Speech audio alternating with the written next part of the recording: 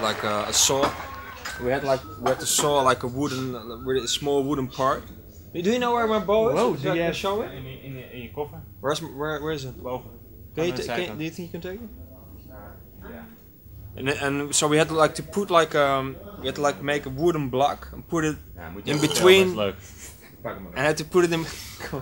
Had to put it in between the hair and the wood, and then I could play in some sort of way, but it doesn't sound really good. But I mean, it was better than not playing, you know. So. That's my opinion. It worked out at least. Yeah, it worked out a little bit, but you can hear that it's not sounding how it should sound. So I will show you. It's looking, there it is. It's looking really weird. Oh, sorry. Oh, take care. Actually, our bass player invented this solution. But first, I wanted to call we started to call cello players that were living here. Yeah. No, Thank you. But nobody was I'm picking not up the that often phone. in something like this. No. It seems to be quite good. Are you videoing this? I think it's just Yeah, have a look. taking So that's my battery. this is what we built. You see it? So it's like this is like a wooden thing, and you put it underneath the hair, and we taped it with duct tape. So this is definitely not how a normal cello bow looks. But I mean, yeah. So I had to play like this. So this is why it sounds, I think, quite weird, but it's better than nothing. So. At least it's a memory. Yeah, tomorrow we have another gig in Holland. Whoa. So I really have to find a solution for it tomorrow. But that's tomorrow. I thought you would have some timeouts and stuff. No. Did a week and a half story. No, it's not that way. Sunday we're gonna have some time off. So. But tomorrow now we're gonna play at the thing in Rotterdam. Okay. But things changed a little bit since the last time you toured with the Cyan Super Crew. Yeah. I mean, the people in the crowd, they knew you now. Yeah, it's really a big difference. Back then, I think we're really, it's really building up, you know. So the first time we toured here, we did also shows like in Nuremberg for 6 people. whoa, private show. Yeah. But we also did some better shows. But this time we have been playing for 200 people, 250, sometimes 100, but I mean, really enthusiastic crowds, and people were rapping the lyrics, and good songs. You know? Yeah, like today when you asked whether they would know Mind State. Yeah, a lot of people knew it. Yeah, it was good. They showed up. Yeah. That's quite nice. So you're going more and more international?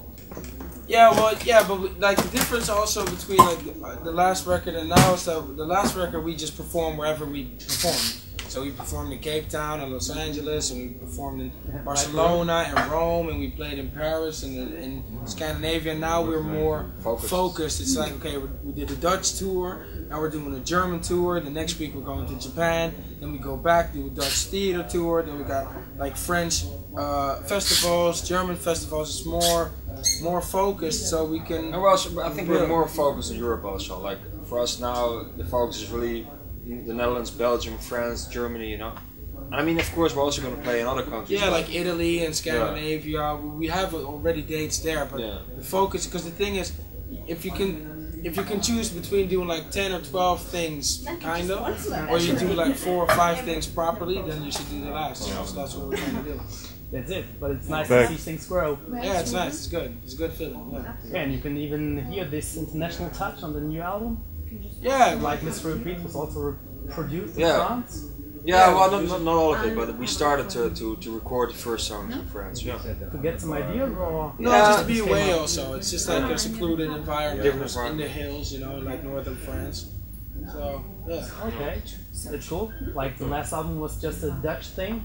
No, not per se. But feature, or yeah, you had the quality feature, but it was just we did it in that one studio, you know, and it was good.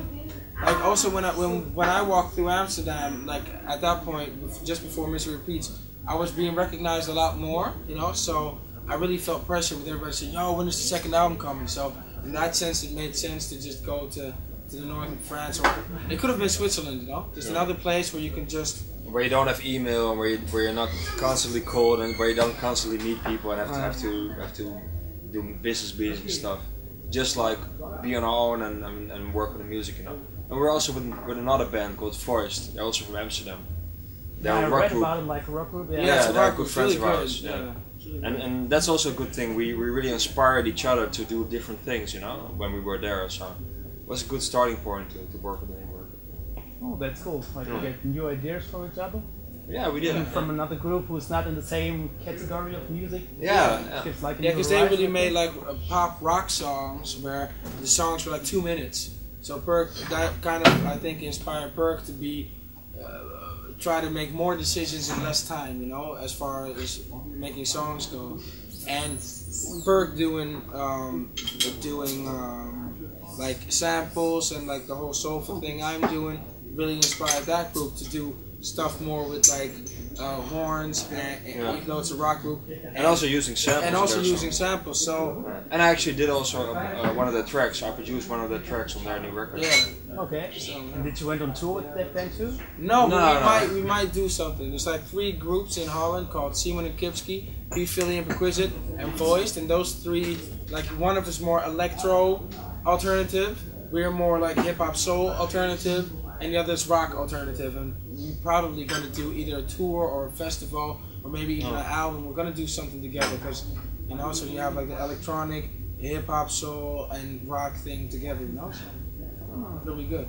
Okay, and I got the impression that the Dutch music scene is quite rhythm at the moment. Yeah, it is really happening. I really think so. Yeah. Because also Simon Kipski and Voice, they're also touring all across the globe, you know. And I think it's really starting it's really starting to grow right now. Yeah, and that's another point I want to come to, because in the Netherlands you're really great. You're like a big deal over there, like topping the charts, turning 50, and the other one from the top position. But at the borderline, you know, this changes a little bit. Yeah, but I mean... Yeah, but that's what we're hoping to change right now, you know? And I think with this tour we really made like the next step for us, because we started out really small here in Germany, and now it's really, I really feel that it's growing, and maybe in October it's going to be even bigger, and you really, that's the way you have to do it, you know? It's like in touring Holland and being there, you know? Yeah, because like, you know, in Holland it was the same. It was the same thing. We performed for 5 people, then it was 10, then it was like 100, then it was 600, then we sold out, and now we can play for like 10,000 of people if we want to, you know. So it's just, that's how you do it. You just go and you keep coming, and you keep, and it's a really honest way of making a living, because you know, it's no big marketing budgets, it's no like big flashy videos, it's just us doing real music, coming back and getting people enthusiastic. And the good thing takes a lot of energy though. When we succeed, it's a great thing, you know. Yeah, it's a long route, but it's a really honest route, I think. I remember the last time he was talking to me about the budget of the Science Supercruise Sport, and did it for free at least on your own cost, and you were still working back in the studio. Yeah, and that's stuff. true. Yeah, but even this tour is also like low budget. The thing is, but sometimes you have to invest, you have to invest to grow. Like you have like 2 acts. You have the kind of act that just does a song, does an album, and then some record company invests a lot of money, gets all the money, and then they're hot for a year, maybe 2, 3, 4 years, and then they're gone. And we're the kind of act that invests themselves, and it takes longer. But then once you're there, you have like a steady base where you can just keep coming and giving good shows, as long as the music is good and honest, you know. So yeah, that's win the people. No, but I totally believe it. I totally believe it, because we're already making the music we want to make. So I don't feel that even when we're gonna develop in another direction, I think people will grow with us, you know. So no, I'm totally positive about it. Yeah, and do you think that the cooperation with the 4 artists booking is like promoting? They're doing the best they can, you know, and like everybody we have working in Germany for us is doing the best they can. So, and we're doing the best we can. So that's all you can ask. Feel it. And the last question for some future prospects, like the tour you talked about in Germany in autumn, I think. October. Kind of bigger, like a whole show. Yeah, that's going to be like 1.5 or maybe 2 hours even. So. Yeah. Whoa. Yeah. That's a nice one. It's going to be a full show. Yeah, also Mr. Flute player today. Yeah, saxophone player. Yeah, they're both going to join us also in October. Yeah. Oh, that's a nice prospect, and thanks a lot. Cool, cool.